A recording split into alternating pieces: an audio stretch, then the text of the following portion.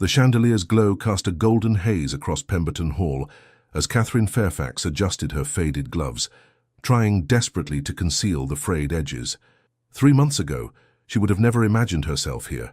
In London, amid the swirling elite of society, watching young debutantes flutter about in silks, worth more than her family's remaining possessions combined. "Remember why we're here," her Aunt Agatha whispered sharply, her bony fingers digging into Catherine's arm. "Your brother's futures depend on it." Catherine nodded, her throat tight. The weight of responsibility had settled upon her shoulders the moment they'd discovered her father's debts after his passing. Their modest country estate, once a haven of warmth and laughter, now stood on the precipice of being claimed by creditors. Her brothers, Henry, just 12, and William, barely 9, would face a life of hardship unless she secured a match this season. "Lady Pemberton is watching," Aunt Agatha continued. "Do try to look amenable. Word has it that her nephew is seeking a bride." Catherine forced her lips into what she hoped resembled a smile. 6 weeks in London had taught her much about the marriage market, how young women were appraised like horses at auction, how fortunes and bloodlines were weighed more carefully than character or compatibility. She had learned to endure the whispers about her outdated gown, to ignore the pitying glances from those who knew of her family's fall from grace. Across the ballroom, a commotion rippled through the crowd. Conversations halted mid-sentence. Fans stilled. Even the musicians faltered. "He's here," someone whispered, and the words passed through the assembly like wildfire. The Duke of Greymont had arrived. Catherine had heard the stories, of course. Every drawing room in London buzzed with tales of Lord Adrian Blackstone, the man whose cold gaze had reportedly sent a rival banker to an early grave, whose business dealings had mysteriously ruined 3 noble families in a single year, whose proposed brides had each fled before the wedding day. Some claimed he practiced dark arts in the shadowed halls of his estate.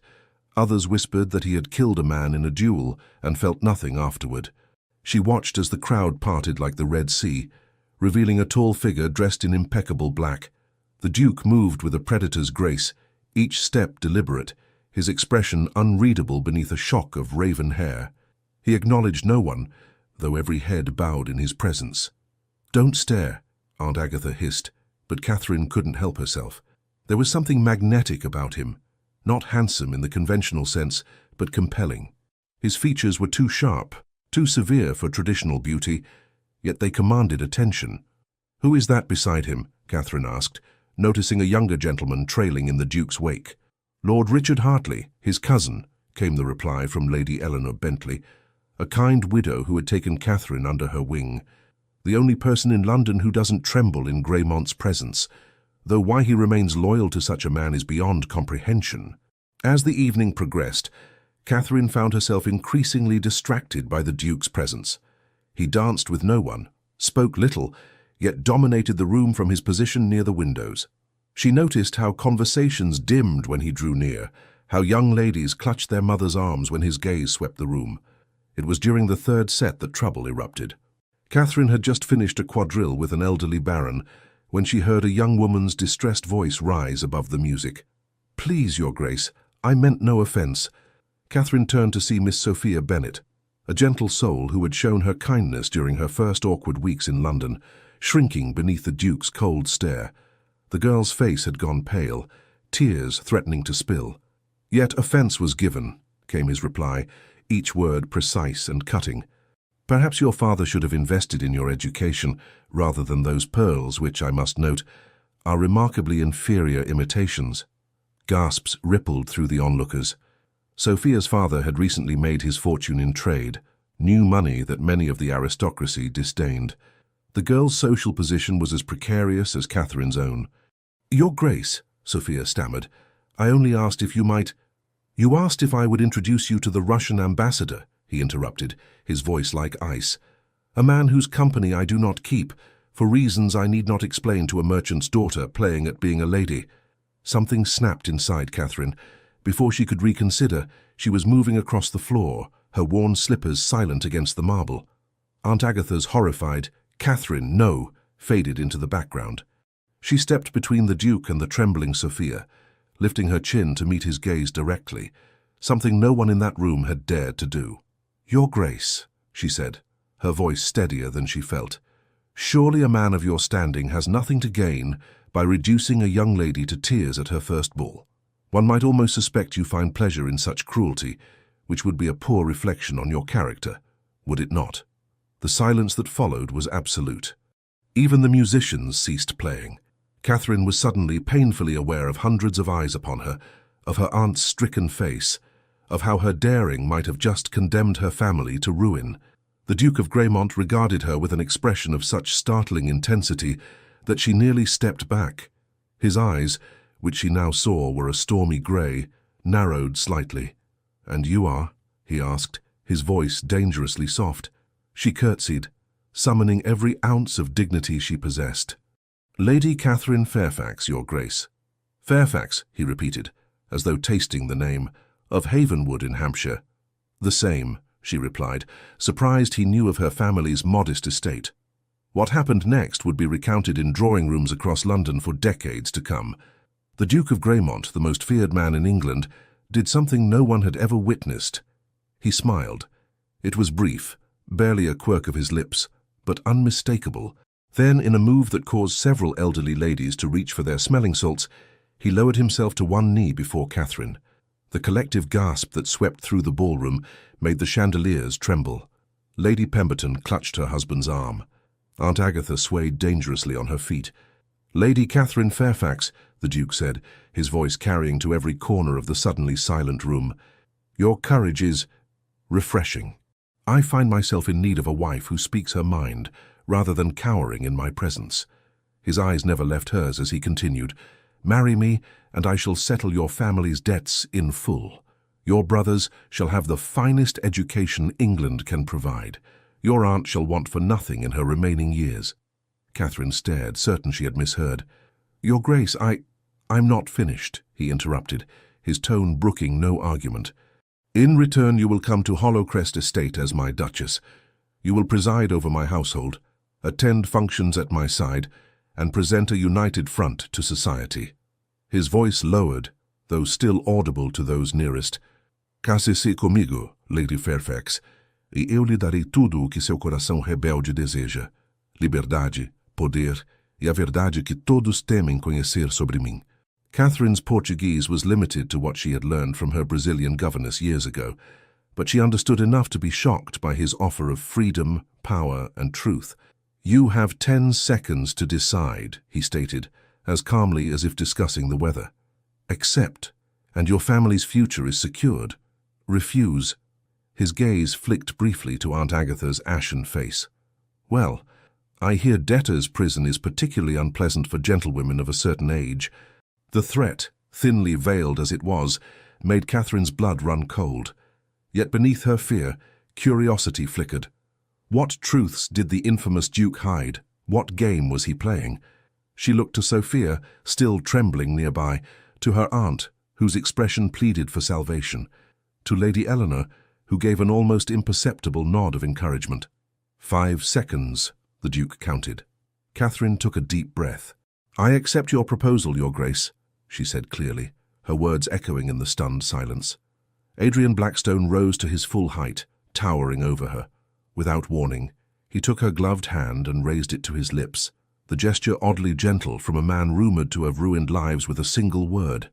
"Wise decision," he murmured against her fingers, before turning to address the gathering. "Ladies and gentlemen, allow me to present my future Duchess, Lady Catherine Fairfax. Our wedding will take place in 1 week's time at St. George's Church. I expect your attendance." With that pronouncement, he offered Catherine his arm. "Come, my lady. We have much to discuss before our nuptials."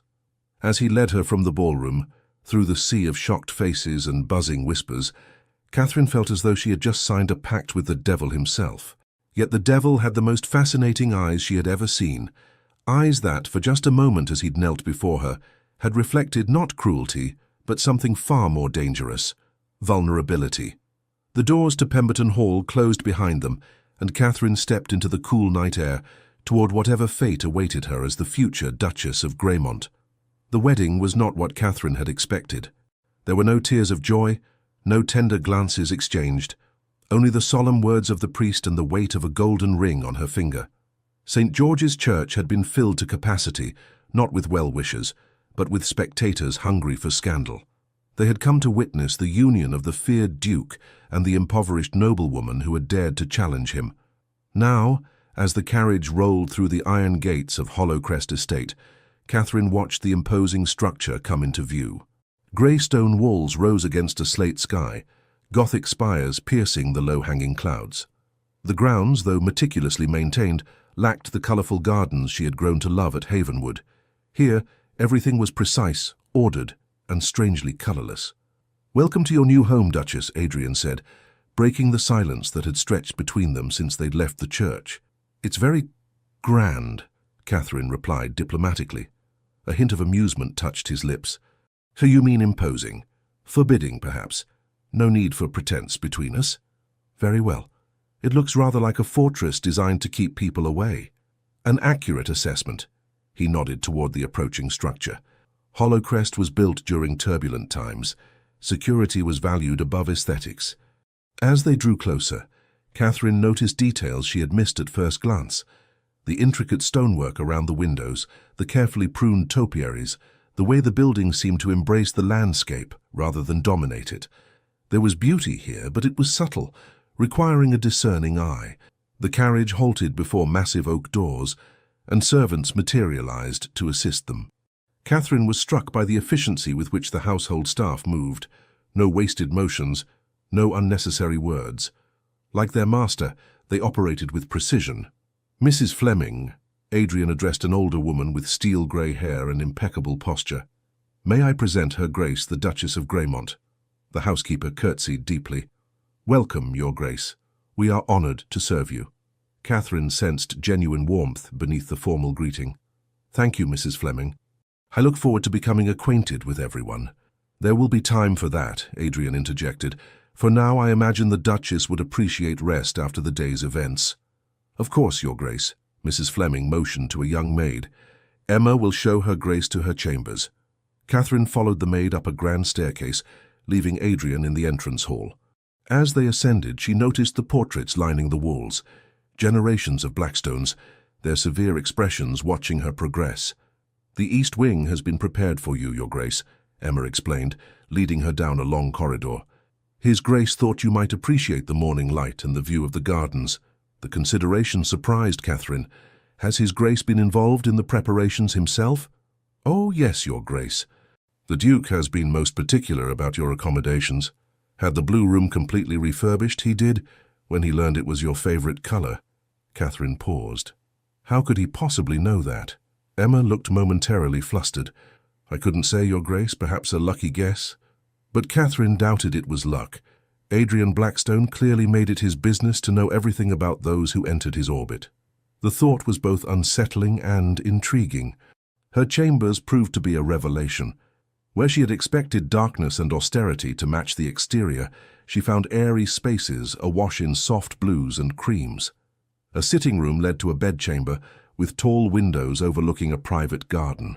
A dressing room and bathing chamber completed the suite, all furnished with elegant restraint rather than ostentatious display. "Will this be suitable, Your Grace?" Emma asked anxiously. Catherine turned slowly, taking in the thoughtful touches, fresh flowers in her favorite shade of blue, a writing desk positioned to capture the best light, bookshelves filled with volumes she recognized from conversations at the Pemberton ball. "It's perfect," she said honestly. "Thank you, Emma." After the maid departed, Catherine sank onto a window seat, finally alone with her thoughts. She was now the Duchess of Greymont, mistress of this imposing estate, wife to a man whose name made grown men pale. A week ago, she had been preparing to sell her mother's pearls to pay for Henry's school fees.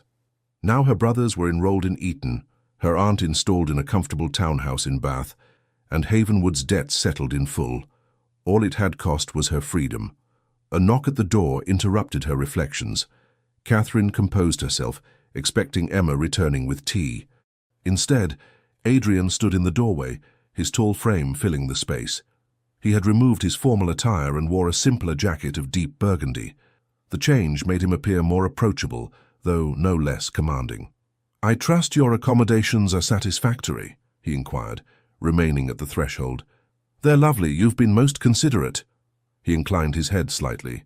"I promised you comfort, Catherine. I am a man of my word." It was the first time he had used her given name, and the sound of it in his deep voice sent an unexpected shiver through her. "May I come in?" he asked, surprising her with the courtesy. "There are matters we should discuss privately." Catherine gestured to the chairs arranged near the fireplace. "Please."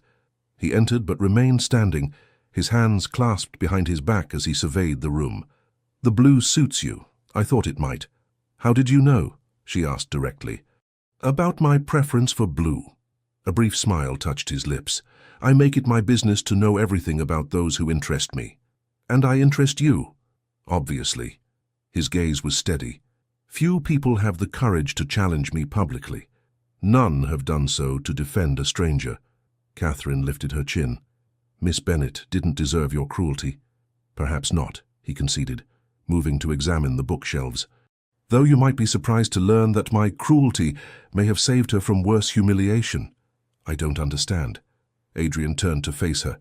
"The Russian ambassador she was so eager to meet has a reputation for preying on innocent young women, particularly those with ambitious fathers and new money." Catherine frowned. "You could have warned her privately." "And deprived myself of meeting you." He shook his head. "Some risks are worth taking." The implication that he had deliberately provoked the situation to draw her out was startling. Before she could respond, he continued, his tone shifting to something more businesslike. "Now, as to our arrangement. You have questions, I imagine." "Several hundred," Catherine admitted, "beginning with why you chose me. Surely there are more advantageous matches for a man in your position." Adrian's expression grew thoughtful. "I require a wife who will not faint at shadows or believe every rumor whispered in London drawing rooms. I need someone with both courage and discretion." He paused. "Your reputation for both preceded you." "My reputation?" Catherine couldn't hide her surprise. "I've barely been in London 6 weeks. Long enough to befriend a merchant's daughter when others shunned her.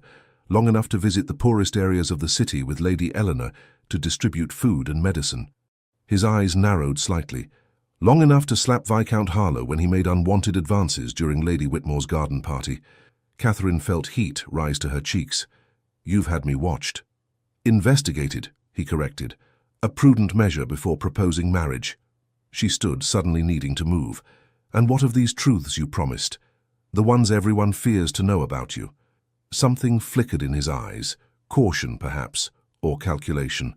"All in good time, Duchess. For now you should know that not all is as it seems at Hollowcrest. There are rooms you must not enter without my express permission. There are questions my staff cannot answer. There will be nights when I'm absent without explanation." "You sound like something from a Gothic novel," Catherine observed. Unexpectedly, Adrian laughed, a rich, genuine sound that transformed his severe features. "I assure you there are no madwomen locked in the attic, no ghostly apparitions haunting the corridors.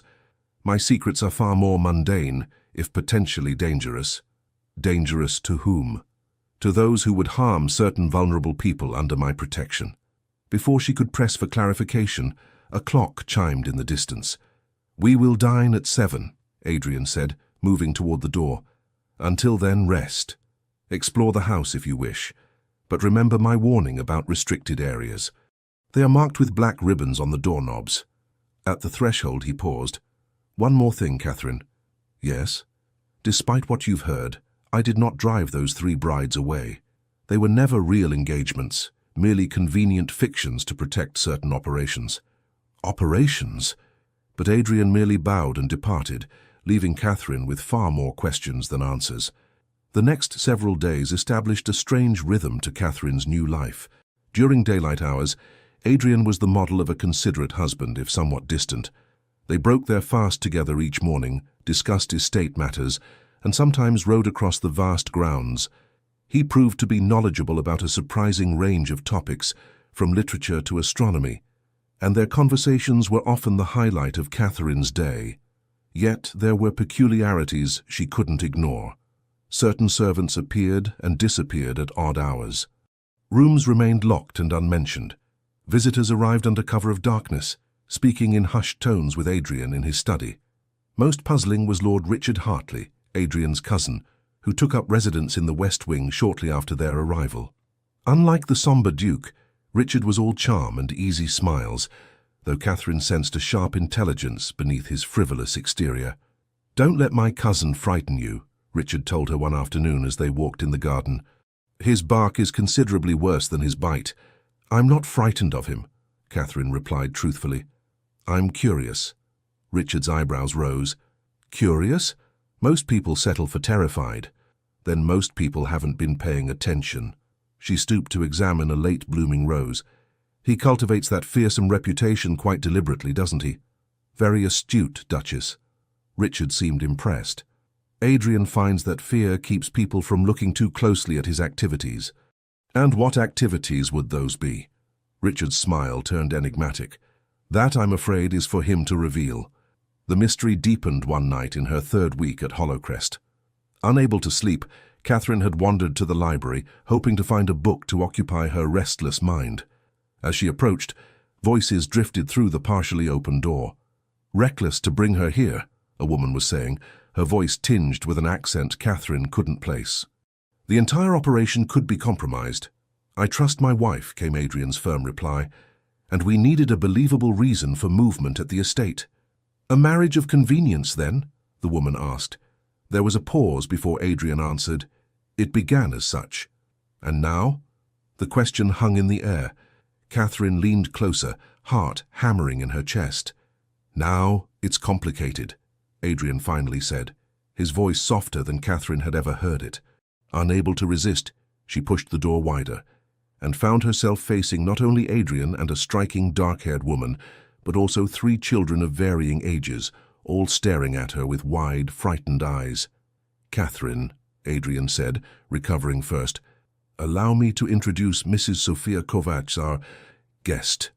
The woman nodded stiffly, her body positioned protectively before the children, 2 boys who appeared to be twins of about 10 and a girl no older than 6.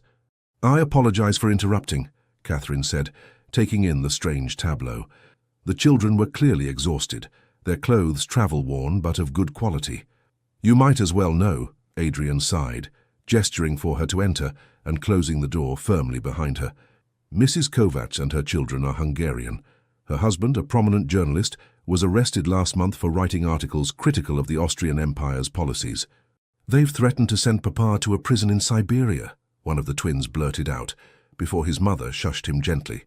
Catherine's mind raced, pieces falling into place. "You're helping them escape." It wasn't a question, but Adrian nodded nonetheless.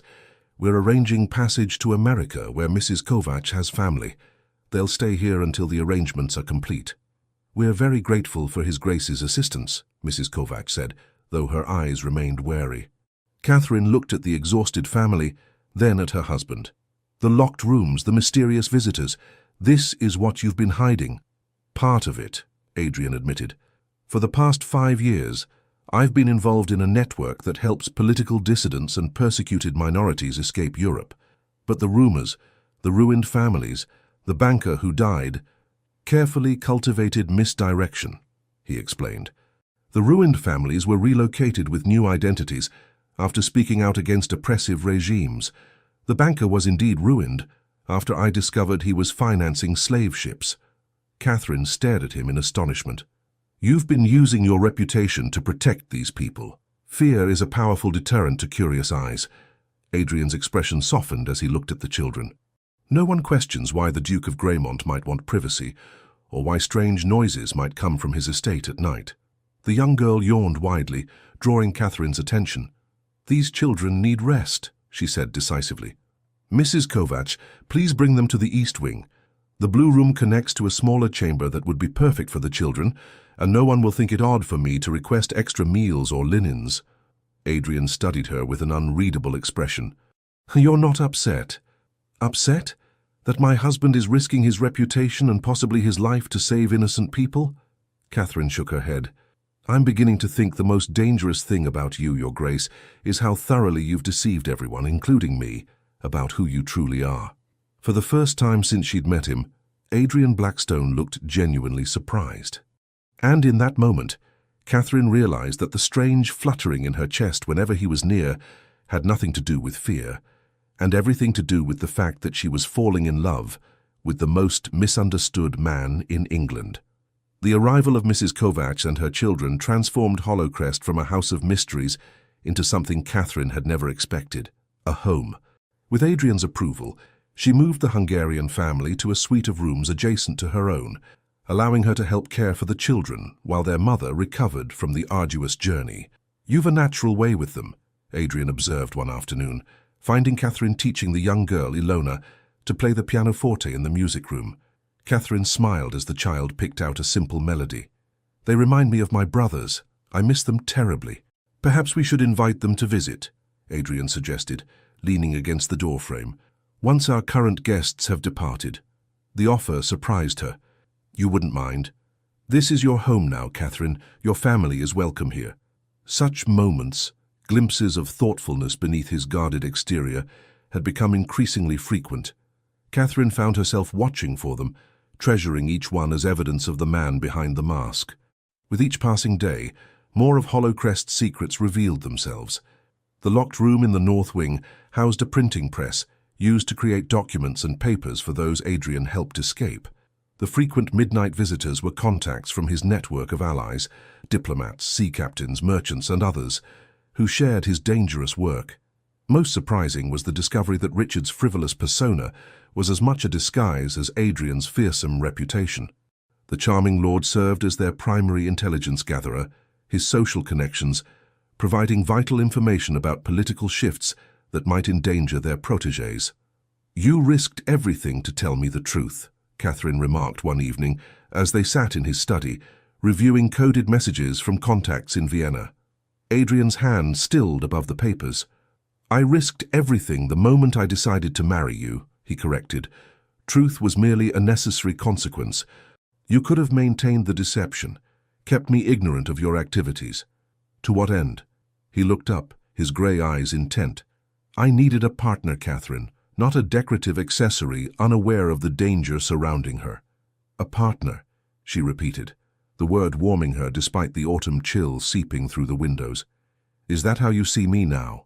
Something shifted in his expression, a softening she had come to recognize as genuine emotion breaking through his careful control. "I see you as far more than I anticipated when I knelt in Pemberton Hall," he admitted quietly. Before Catherine could respond to this near confession, a commotion erupted in the entrance hall. Raised voices and hurried footsteps shattered the intimate moment. Adrian was on his feet instantly, striding to the door with Catherine close behind. They found Richard in the hall, supporting a man whose coat was stained with what could only be blood.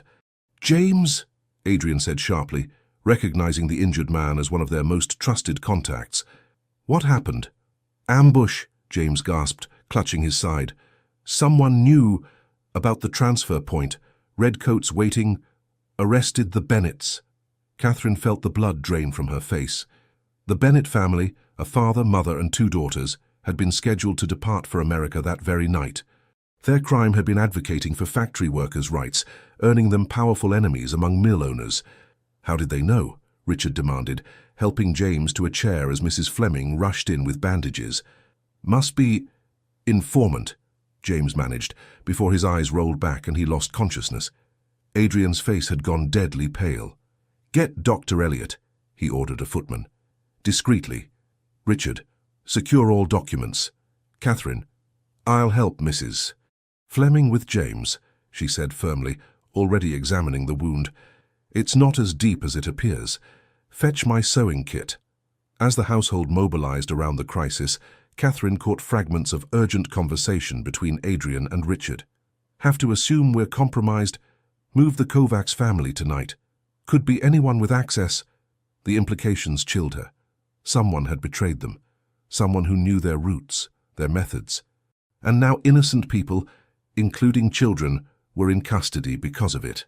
Hours later, with James stabilized under Dr. Elliot's care and the Kovacs family hastily relocated to another safe house, Catherine finally confronted Adrian in their private sitting room. "You suspect someone in the household?" she stated without preamble. Adrian was standing at the window, his back to her, shoulders rigid with tension. "I suspect everyone," he corrected, "until proven otherwise." "Even me?" The question escaped before she could reconsider. He turned, surprise flashing across his features. "No, not you." "Why not?" I'm the newest addition to your household, the most logical suspect. Because I know you, Catherine. His voice was firm, unwavering. Your heart, your principles. You would never endanger innocent lives, regardless of your feelings toward me. The complete faith in his assessment humbled her. Then who? Adrian ran a hand through his dark hair, a rare gesture of frustration. We've been operating for 5 years without incident. Our procedures are rigorous. Access to complete information is limited to just 3 people, myself, Richard, And who? Catherine pressed when he stopped abruptly. Adrian's expression darkened. And Lady Eleanor Bentley. Catherine stared in disbelief. Lady Eleanor, the woman who has been like a mother to me since I arrived in London. Impossible. She helps coordinate our London operations, Adrian explained. She knows all our transfer points, all our contacts, and she was one of the few people aware of tonight's arrangement. There must be another explanation, Catherine insisted. Lady Eleanor dedicates her life to helping others. Why would she betray that cause? People have many motivations, Adrian said grimly. Blackmail, threats, financial pressure. We cannot rule out possibilities based on sentiment. The accusation stung, especially coming from a man who had just proclaimed his faith in her character. If you truly believe Lady Eleanor capable of such treachery, then your judgment of people is deeply flawed, including your assessment of me. Adrian's jaw tightened. This is not about emotion, Catherine. It is about facts. We must identify the traitor before more lives are lost. Then we shall do so using evidence, not suspicion, she countered. I want to speak with James when he wakes. Perhaps he saw something that could narrow our focus. Absolutely not. Adrian's tone turned commanding. I want you removed from this investigation entirely. In fact, I'm sending you to Bath tomorrow to stay with your aunt until this matter is resolved. Catherine felt as though he had struck her. You're sending me away after everything we've shared? I'm protecting you, he insisted. If there is a traitor among us, everyone associated with this operation is at risk. I am your wife, Catherine reminded him, her voice rising. Your partner, as you said not an hour ago. I will not be dispatched like an inconvenient child when trouble arises. Adrian's expression hardened. This is not open for discussion. The carriage will be ready at dawn. For a moment, Catherine was too stunned to respond.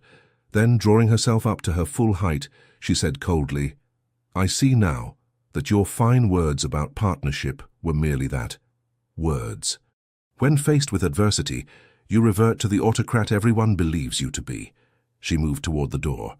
Perhaps they were right about you after all.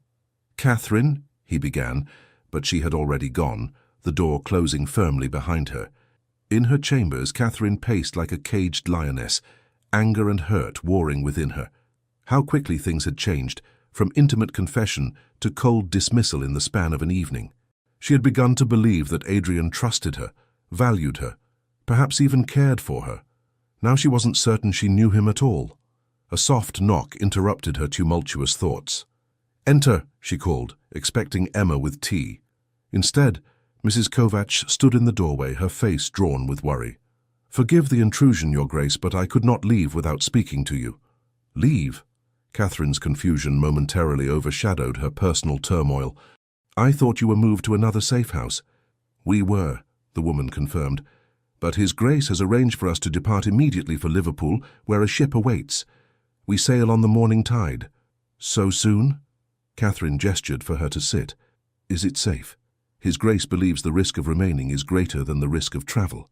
Mrs. Kovacs clasped her hands tightly in her lap. I came to thank you for your kindness these past weeks. The children, her voice faltered. They have known so little gentleness since their father's arrest. Your care has meant more than I can express. Touched by the woman's words, Catherine reached out to cover her trembling hands. You owe me no thanks. I only wish I could do more. Mrs. Kovacs looked up, her dark eyes intent. Then perhaps you will listen to what I must tell you about your husband. Catherine stiffened. What about him? When my husband was arrested, I believed all hope was lost. The authorities seized our home, our possessions, everything. We were destitute, facing separation and worse. Mrs. Kovacs drew a shaky breath. Then a stranger approached me in the market. He gave me a letter and instructions to burn it after reading. From Adrian. The woman nodded. The letter contained money and detailed directions for our escape, but more importantly, it contained information about my husband's location and condition. Information that could only have come from someone with access to the highest levels of government. Catherine frowned. I don't understand. Your husband did not merely arrange our escape, Your Grace. He risked his life to obtain that information. Mrs. Kovacs leaned forward earnestly. The man you married moves in circles of power you cannot imagine. His reputation for ruthlessness is a careful construction that allows him access to men who would otherwise never reveal their secrets. A chill ran down Catherine's spine as pieces began to fall into place. The society events he never misses, the political figures who fear yet still receive him. Precisely, Mrs. Kovacs nodded. The Duke cultivates relationships with the very people who create the policies he works to undermine. They speak freely in his presence, believing him sympathetic to their causes. Catherine's mind raced. The banker who died was financing slave ships, yes, but also providing information to your husband about government officials involved in the trade. Mrs. Kovacs' expression grew somber. When that banker was found dead, many assumed the Duke responsible. Few know he died of apoplexy after confessing his crimes to His Grace, and the ruined families, relocated for their safety after speaking against injustices. Mrs. Kovacs squeezed Catherine's hands. Your husband walks a dangerous path, Your Grace. He plays the villain so convincingly that even his allies sometimes believe the mask. Catherine thought of their argument, her accusation that he reverted to the autocrat everyone believed him to be. Had she, too, been deceived by the performance? Why are you telling me this? She asked quietly. Because I see how he looks at you when he thinks no one notices. The woman smiled softly. And because I believe you are the one person who might save him from himself. What do you mean? The Duke has lived so long behind his mask that I fear he has forgotten who he truly is. Mrs. Kovacs stood, moving toward the door. He will send you away because he believes it protects you. But perhaps what he needs most is someone brave enough to stay. After the Hungarian woman departed, Catherine sat motionless, absorbing this new perspective on her enigmatic husband. If what Mrs. Kovacs said was true, Adrian's determination to send her to Bath came not from distrust, but from a desperate desire to keep her safe, even at the cost of alienating her. A soft knock at her door pulled her from her thoughts. Enter, she called, composing herself.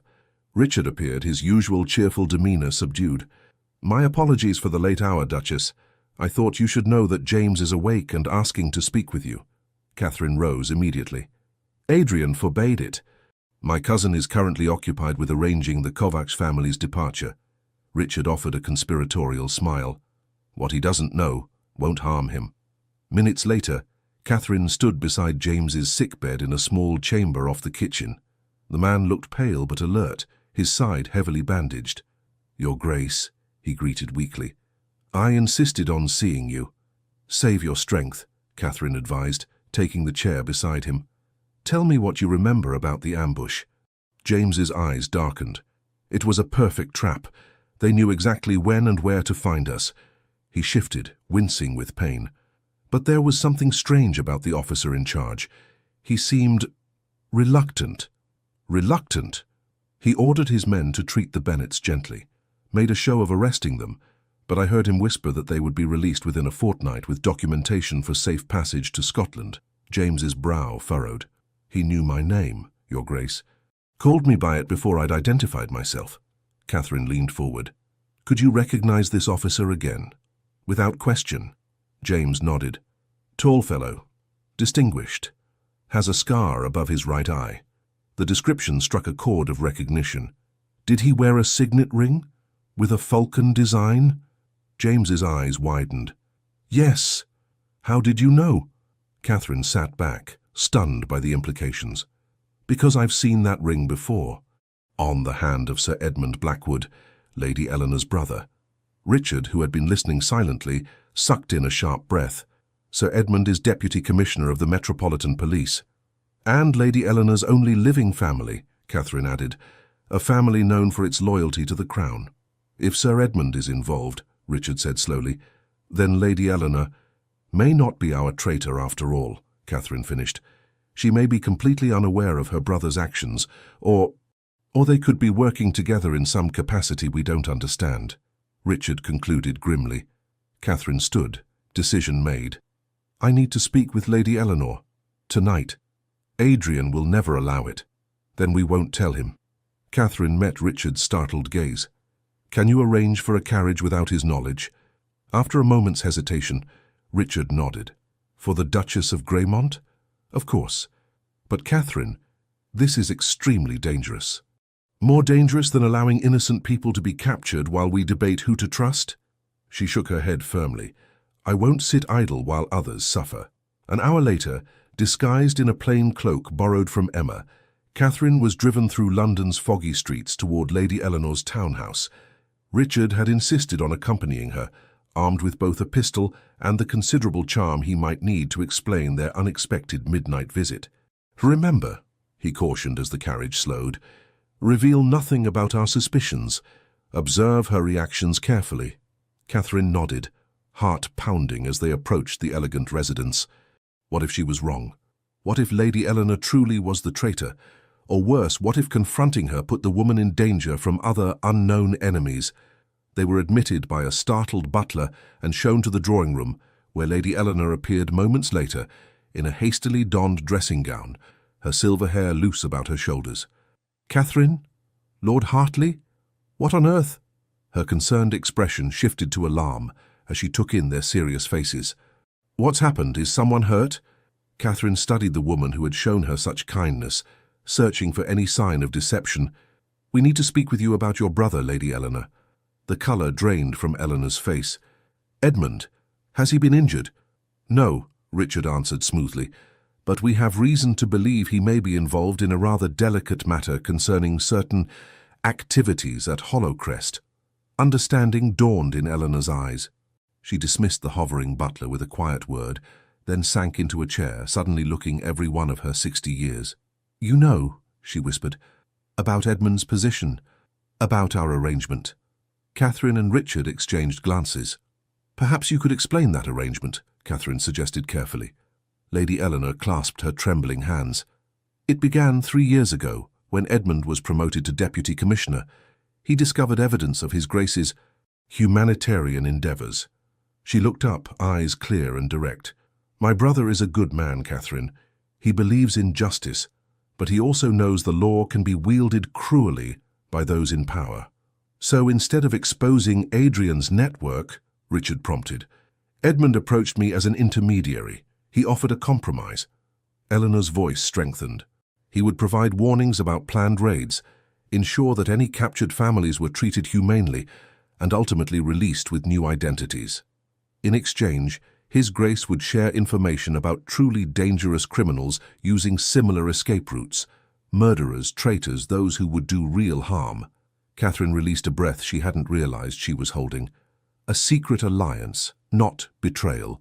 Precisely. Lady Eleanor looked troubled. But I don't understand. Why are you asking about this now? His Grace is fully aware of our arrangement. Richard stiffened. Adrian knows about Sir Edmund? Of course. Eleanor frowned. He, Edmund, and I meet quarterly to exchange information. The Duke insisted on absolute transparency between us. Catherine felt as though the floor had dropped away beneath her feet. If Adrian knows about Sir Edmund, then why would he suspect you of betraying the network?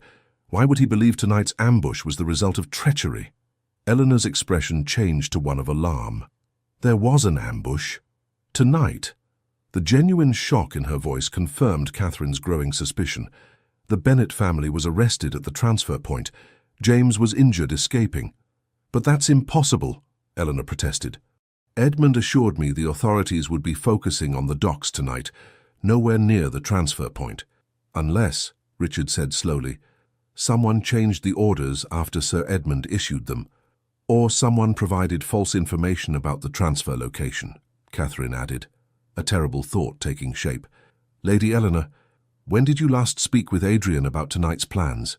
3 days ago, Eleanor replied promptly. He sent a messenger with the final arrangements, the Bennets to depart via the Finchley Road route at midnight. Catherine and Richard exchanged alarmed glances. The Finchley Road, Richard repeated. The Bennets were intercepted on Hampstead Heath. They were never meant to take the Finchley Road route. Eleanor paled. But the message, it bore His Grace's seal, which could be forged, Catherine said, rising to her feet. Lady Eleanor, we need to return to Hollowcrest immediately. I believe we've been looking in entirely the wrong direction for our traitor. As their carriage raced back through the night, Catherine's mind worked furiously. If Lady Eleanor had received false information bearing Adrian's seal, someone close to him, someone with access to his study, his papers, perhaps even his private correspondence, was responsible. It has to be someone in the household, she told Richard. Someone Adrian trusts implicitly. Richard's expression had turned grim. There are only 3 people with access to his private seal. Myself, Mrs. Fleming, And who? Catherine pressed. Richard hesitated before answering. His secretary, Mr. Phillips. The name struck Catherine like a physical blow. Mr. Phillips, the quiet, efficient man who had been with Adrian for over a decade, who managed his correspondence, handled his appointments, and moved through Hollowcrest like a shadow, seeing everything while remaining nearly invisible himself. We need to find Adrian, she said urgently as the carriage turned through the gates of Hollowcrest. Before... Her words died as they rounded the final bend in the drive. Hollowcrest's entrance hall blazed with light, and standing on the steps, his expression thunderous, was Adrian. I believe, Richard murmured as the carriage halted, that finding my cousin will not be our primary challenge. Indeed, Adrian was striding toward them before they could descend, his face a mask of controlled fury that did little to hide the fear beneath. Where have you been? He demanded, his voice dangerously soft as he helped Catherine down. Do you have any idea? He stopped, noticing her plain cloak and Catherine's determined expression.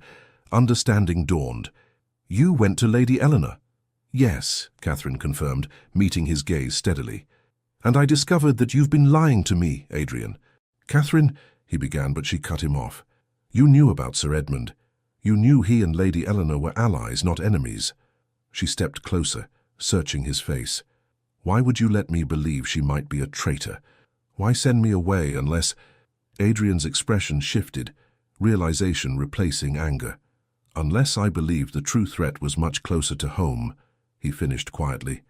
Inside Hollowcrest itself. Mr. Phillips, Richard supplied, joining them. I've already explained our suspicions to Catherine. Adrian's jaw tightened.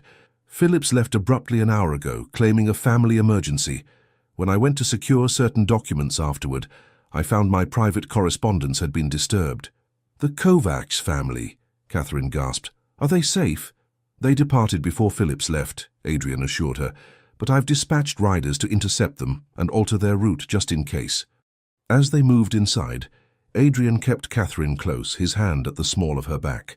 The touch was protective, possessive, and for the first time she welcomed it without reservation.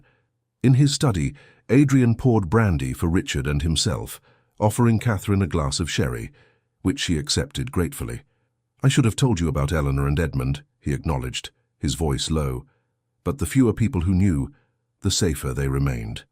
You still should have trusted me, Catherine countered, though her tone held more hurt than anger now. It wasn't about trust. Adrian's eyes met hers, intense and unwavering. It was about protecting you from the burden of secrets that could put you in danger. The same reason you tried to send me to Bath, she realized, not because you doubted my loyalty, but because you feared for my safety. Always. The single word contained such emotion that Catherine felt her remaining anger dissolve. I won't be protected at the expense of truth, she told him firmly. Not any more. If I am truly your partner, Adrian, then I must know everything. The dangers as well as the triumphs. He studied her for a long moment before nodding slowly. Very well. No more secrets. His lips quirked in a brief smile. Though I warn you, the truth is rarely as romantic as the mystery. Richard cleared his throat. As touching as this reconciliation is, we still have a traitor to catch and a network to secure. Already in progress, Adrian assured him. I've sent word to all our contacts with Phillips's description. Edmund has officers searching known departure points. He turned back to Catherine. But for now you should rest. It's been a trying night. I'm not tired, she protested, even as fatigue threatened to overwhelm her. Adrian's expression softened. Then at least allow me to escort you to your chambers. We can continue this discussion in the morning. As they climbed the grand staircase, Catherine felt the weight of the evening's revelations pressing upon her. By the time they reached her door, exhaustion had replaced adrenaline, making her sway slightly on her feet. "You were right," she admitted as Adrian steadied her. "Perhaps I do need rest." "Catherine," he said, his voice suddenly urgent, "I need you to know." "Yes?" she prompted when he paused. Adrian's hand rose to touch her cheek, the gesture achingly tender. "When I knelt before you at Pemberton Hall, I offered a business arrangement, a convenient alliance." His eyes, usually so guarded, were open and vulnerable. "I never expected to find myself wishing it were more." Catherine's heart thundered in her chest. "And what do you wish it were, Adrian?" "A true marriage," he answered simply, "in every sense of the word." Before she could respond, he bent and placed a soft, questioning kiss on her lips, their first since the brief formal exchange at the altar. Unlike that ceremonial gesture, this was a real kiss, warm and sweet, and full of promise. When they parted, Catherine kept her eyes closed for a moment, savoring the sensation. "I think," she said finally, a smile playing at her lips, "that might be arranged." Adrian's answering smile transformed his face, revealing the man she had glimpsed in rare, unguarded moments, the man she had come to love despite every reason not to. "Rest now," he murmured, reluctantly stepping back. "Tomorrow will bring new challenges." "And we'll face them together," Catherine added, no longer a question but a statement of fact. As she closed her door, Catherine felt a sense of peace despite the dangers still surrounding them. The Duke of Shadows had finally stepped into the light, at least for her, and whatever trials lay ahead, they would confront them as true partners, in purpose, in peril, and in love. Dawn broke over Hollowcrest with pale fingers of light reaching through Catherine's window. She had slept despite her certainty that she would not, exhaustion claiming her shortly after Adrian's departure. Now as she dressed with Emma's assistance, her mind turned again to the revelations of the previous night, and to the kiss that had changed everything between them. "His Grace asked me to inform you that he awaits your presence in the breakfast room, Your Grace," Emma said, fastening the last button on Catherine's morning dress of deep blue. "Thank you, Emma." Catherine studied her reflection, noting the heightened color in her cheeks that had nothing to do with cosmetics. "Has there been any word about Mr. Phillips?" Emma's expression darkened. "Nothing specific, Your Grace, but there's been a great commotion since dawn, messengers coming and going, Lord Hartley riding out with several men." She lowered her voice. "They say Mr. Phillips took important papers when he fled, documents that could endanger many lives." Catherine's stomach clenched. "Let us hope they find him quickly, then." In the breakfast room, Adrian stood by the window, his tall frame outlined by morning light. He turned as she entered, and the warmth in his eyes sent a flutter through her chest. "You slept well?" he inquired, moving to pull out her chair. "Surprisingly so," she admitted, taking her seat. "Though my dreams were vivid." A hint of a smile touched his lips. "Pleasant, I hope?" "Most were." She accepted a cup of tea from a footman, using the moment to compose herself. "Is there any news of Phillips?" Adrian's expression sobered. "Not yet. Edmund's men tracked him to Dover but lost his trail there. It's likely he's fled to the continent." "With documents that could expose your entire network," Catherine concluded, "what can be done?" "We're already doing it." Adrian joined her at the table, though he left his plate untouched. "Every contact is being warned. Safe houses emptied, routes changed. It's a massive undertaking, but necessary." Catherine studied him, noting the shadows beneath his eyes.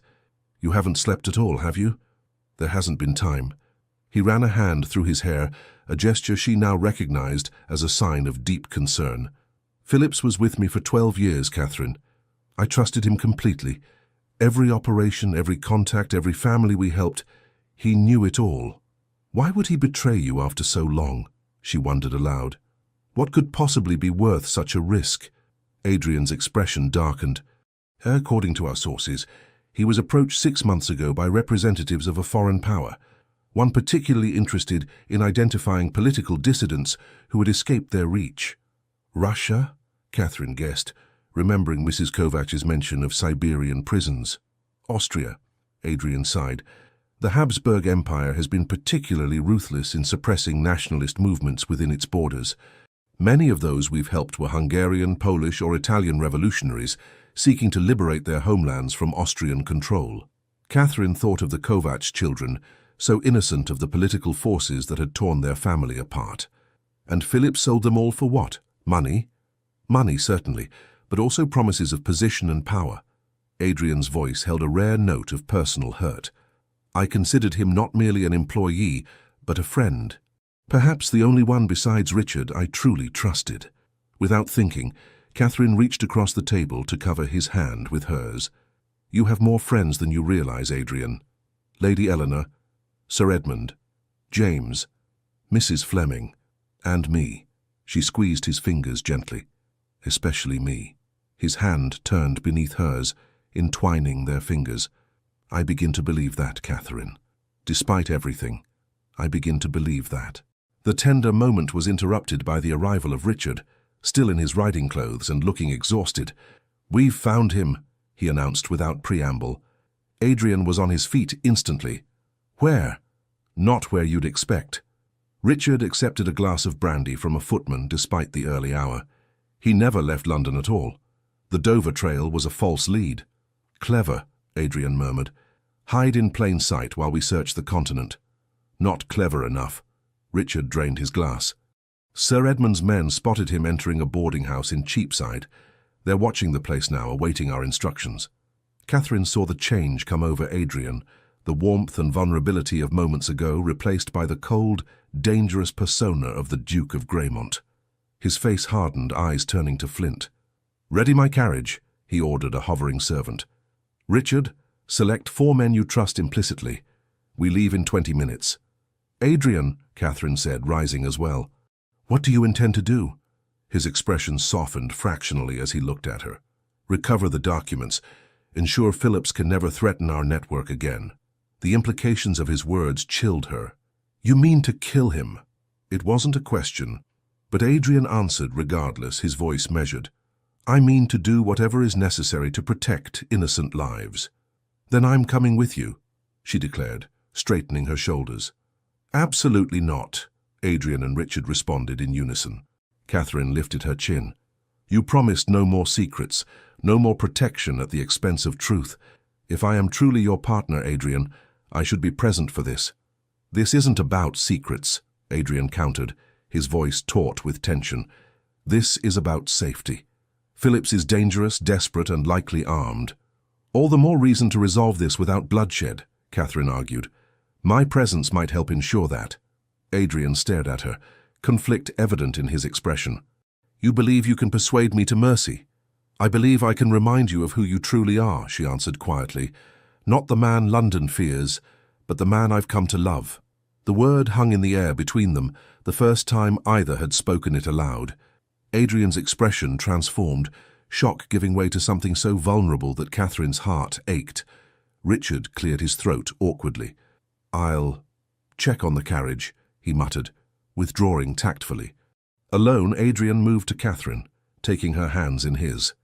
You have chosen a remarkably inconvenient moment for such a declaration, he said, his voice rough with emotion.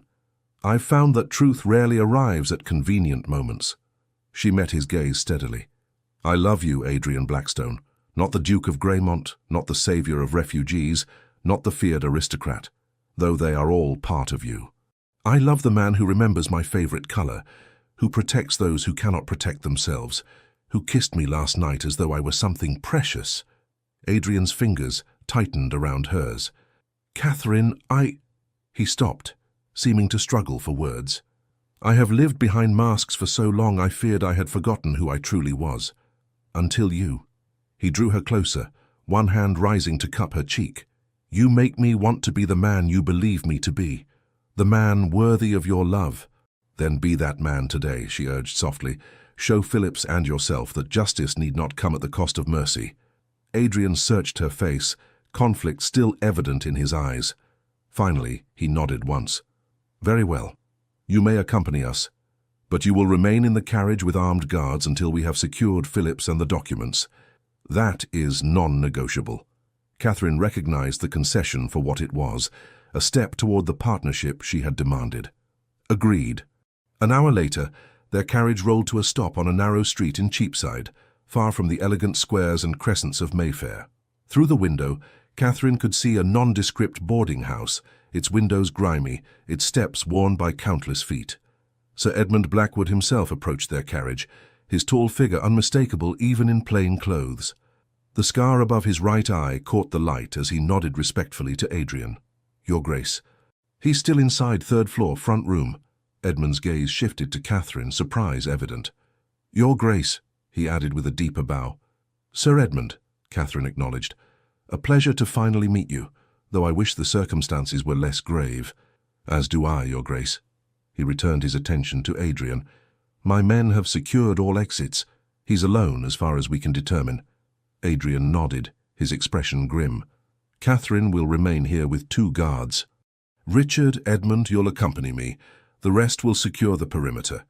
As the men prepared to enter the building, Catherine touched Adrian's arm. "Remember your promise," she said quietly.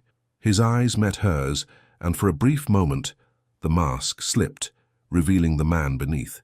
"I remember," he assured her before turning away, his bearing once again that of the formidable Duke of Greymont. The waiting was excruciating. Catherine sat rigid in the carriage, straining to hear any sound from the boarding house. 5 minutes passed. 10. 15. She was about to disregard Adrian's instructions and investigate herself when the front door finally opened. Richard emerged first, followed by Adrian and Edmund. Between them they escorted a slight, balding man whose wrists were bound before him, Mr. Phillips, looking nothing like the dangerous traitor Catherine had imagined, but rather a frightened, ordinary man. Adrian approached the carriage, opening the door himself. "It's done," he said simply. "We have the documents." "And Phillips?" she asked, searching his face. "Alive, as you wished." There was no resentment in his tone, only a weariness that suggested the confrontation had been difficult. "He will face justice, but not at my hands." Relief washed over Catherine. "Thank you." Adrian's gaze held hers. "Don't thank me yet. There's more to this than we realized." He glanced over his shoulder at the prisoner. "Phillips didn't act alone." "What do you mean?" "He claims he was coerced, that someone threatened his family if he didn't cooperate." Adrian's expression was troubled. "Someone who knew about our operations in detail." "Do you believe him?" "I'm not certain." Adrian helped her from the carriage. "But we're about to find out.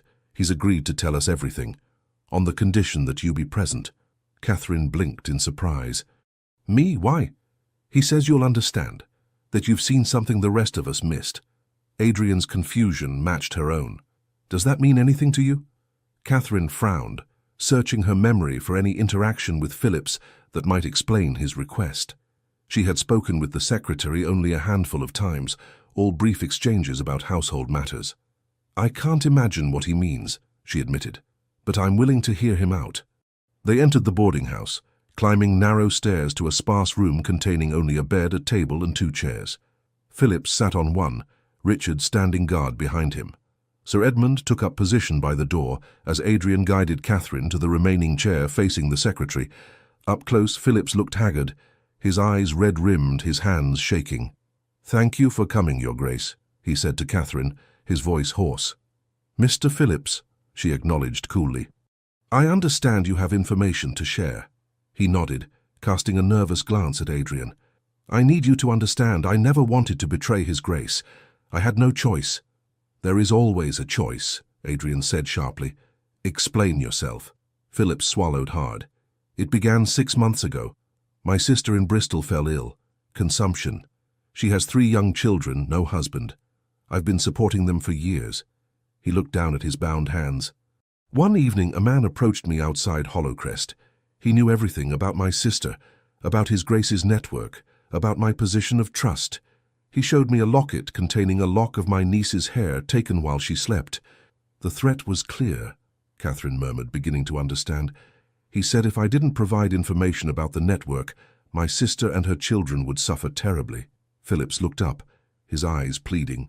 "I tried to warn those I could without betraying His Grace outright, gave false information when possible. But last night," he shuddered, "last night he demanded the location of the Bennett family and threatened to kill my niece if I refused." "Who?" Adrian demanded, his voice like steel. "Who threatened you?" Phillips hesitated, fear evident in his face. "He never gave his name," Always met me in darkness, always wore a hood. But there was something—" He turned to Catherine. "That's why I asked for you, Your Grace. You noticed it. At the dinner 3 weeks ago." Catherine frowned, recalling a formal dinner at Hollowcrest attended by several political figures. "I'm not sure what you mean." "The Austrian ambassador was present," Phillips prompted. "You commented on his unusual ring to Lady Eleanor. Said it reminded you of something." Memory sparked. "The ring with the double-headed eagle," Catherine recalled. "I remarked that it resembled the Habsburg imperial seal, but with subtle differences." "Yes," Phillips nodded eagerly. "The man who threatened me wore an identical ring. I glimpsed it once when he handed me instructions." Adrian and Richard exchanged sharp glances. "Count Esterhazy was at that dinner," Richard said slowly, "as was Lord Wetherby from the Foreign Office." "And Baron Keller," Adrian added, his expression darkening, "who has extensive business interests in Vienna." Catherine's mind raced. "The ring I noticed was on Ambassador Richter's hand. Could he be involved?" "Richter is too obvious a choice," Adrian mused. "A direct link to Austria would be too easily traced. But someone working for Austrian interests, yet positioned to move freely in English society," Richard suggested. Sir Edmund, who had been listening silently, stepped forward. "Baron Keller," he said decisively. "My office has received reports of his frequent meetings with Austrian diplomats, always in private. Nothing conclusive, but suspicious." Adrian turned back to Phillips. "The documents you took, where are they now?" "Hidden beneath the floorboard," Phillips replied, indicating with his head. "All of them. I couldn't bring myself to deliver them, knowing how many would suffer." Richard quickly located the loose board and retrieved a leather portfolio bulging with papers. Adrian examined them briefly before nodding in satisfaction. "Everything appears to be here," he confirmed, relief evident in his voice. He fixed Phillips with a hard stare. "Why run if you hadn't betrayed us completely?" "Fear," Phillips admitted. "I knew once the Bennets were arrested you'd discover the betrayal. I panicked." His shoulders slumped. "I should have trusted you with the truth from the beginning. I've served you loyally for 12 years, watched you risk everything for strangers. I should have known you would protect my family too." Catherine saw the conflict in Adrian's face, anger at the betrayal warring with understanding of Phillips's impossible situation. "Your sister and her children," Adrian said finally. "Where are they now?" "Still in Bristol," Phillips replied. "Number 17 Orchard Street." Adrian nodded to Edmund. "Send men immediately. Bring them to Hollowcrest under guard until we've sorted this matter." Hope flickered in Phillips's eyes. "You'll protect them?" "I protect all innocent lives threatened by tyranny," Adrian replied, his voice steady, "even those connected to men who have betrayed me." The secretary bowed his head, tears falling freely now. "Thank you, Your Grace. I don't deserve your mercy." "No, you don't," Adrian agreed, though without malice. "But perhaps you can earn redemption by helping us identify and stop the true enemy." As they prepared to transport Phillips back to Hollowcrest, Catherine approached Adrian, who stood slightly apart, examining the recovered documents. "You spared him," she said softly. Adrian glanced up, his expression weary but resolute. "I gave him justice tempered with mercy, as you asked." Catherine touched his arm gently. "It was the right choice. Perhaps."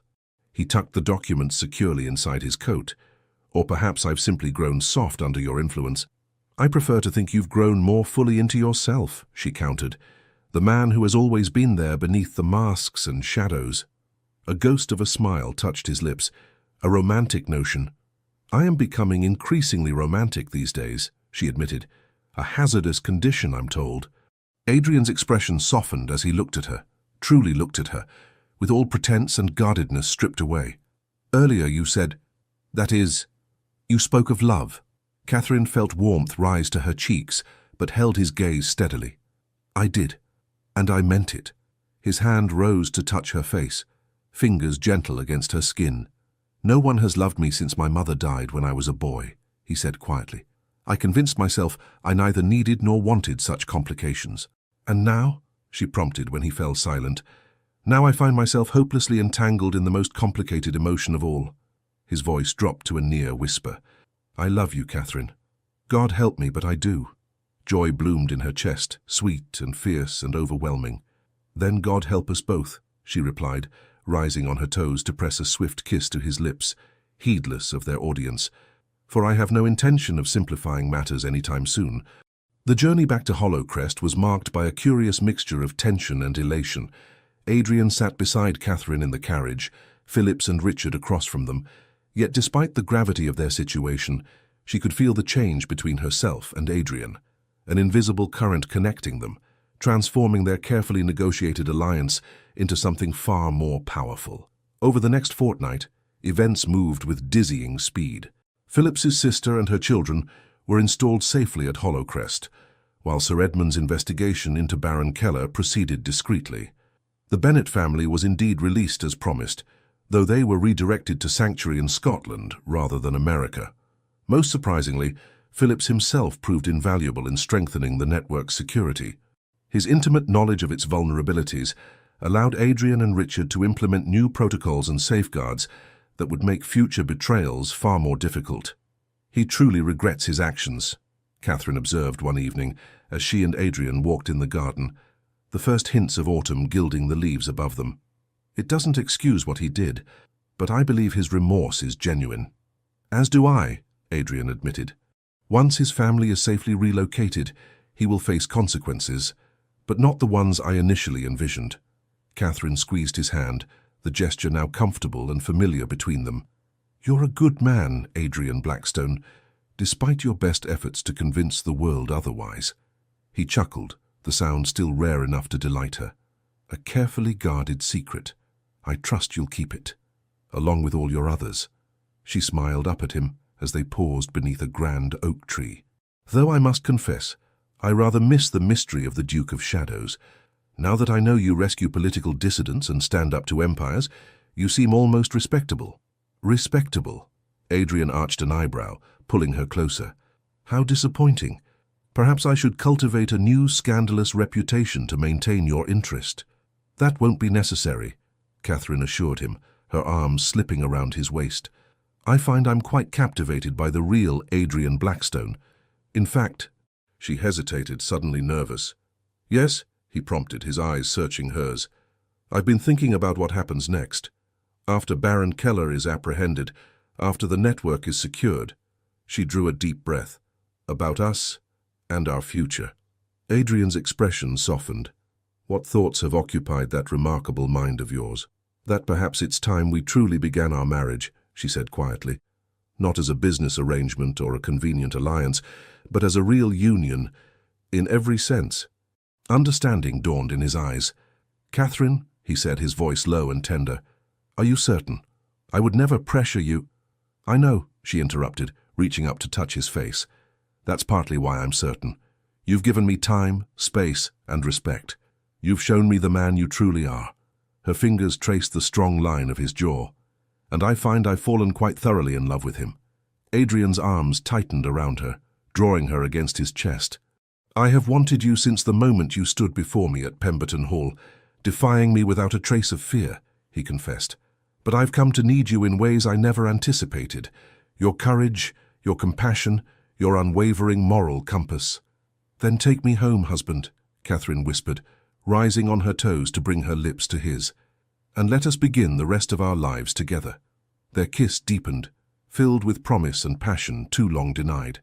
When they finally parted, Adrian's eyes had darkened with desire, though his smile remained tender. "Your wish is my command, Duchess," he murmured against her lips. That night, as moonlight spilled through the windows of Adrian's, now their bedchamber, Catherine discovered the final truth about the Duke of Shadows, that behind his fearsome facade beat a heart capable of boundless love and unexpected gentleness. And Adrian discovered that in Catherine Fairfax he had found not only a partner in his dangerous work, but the other half of his soul, the light to his shadow, the truth to his deception, the love he had never dared to hope for. 3 months later, on a crisp December morning, Catherine stood in Adrian's study, reading a letter that had just arrived from America. Mrs. Kovacs wrote of their safe settlement in Boston, of her husband's unexpected release and reunion with them, and of the children's adaptation to their new home. "They still speak of you," Adrian noted, reading over her shoulder. "Ilona asks when the kind English lady will visit." Catherine smiled, leaning back against his chest as his arms encircled her waist. "Perhaps someday we will. I've always wanted to see America." "Then we shall," he promised, pressing a kiss to her temple. "Once matters here are settled." Those matters had progressed significantly.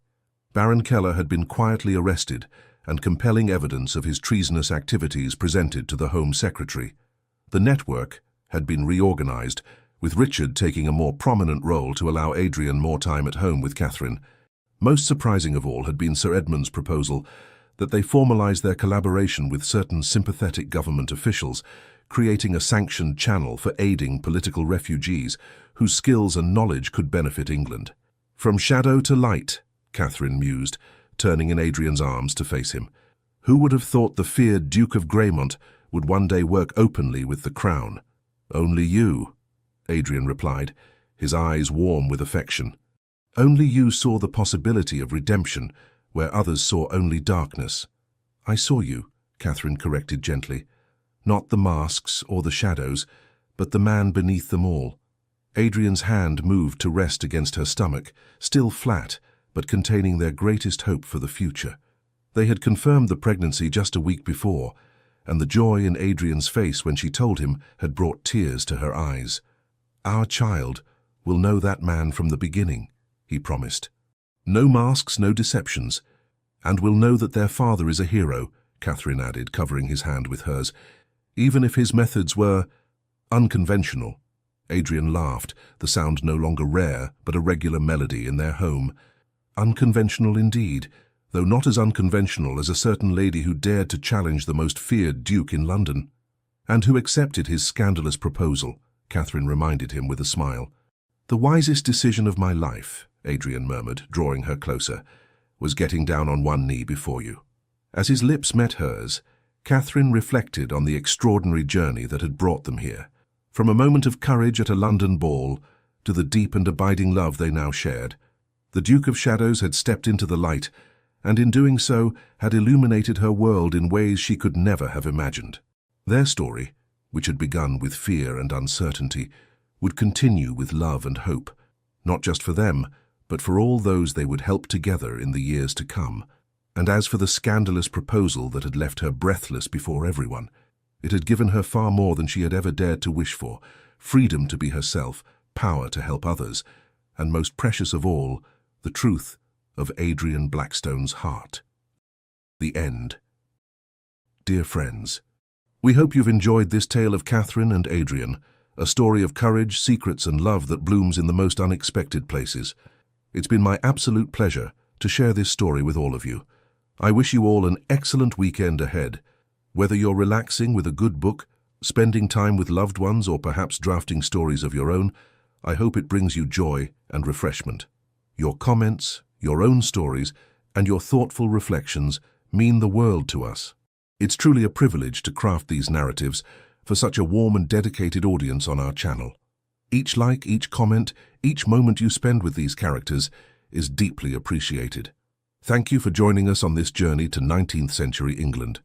Until our next adventure together, may your days be filled with the same passion and tenderness that Catherine and Adrian discovered.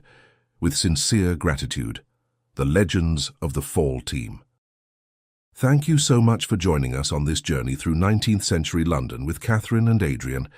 It has been an absolute pleasure to share this story with you.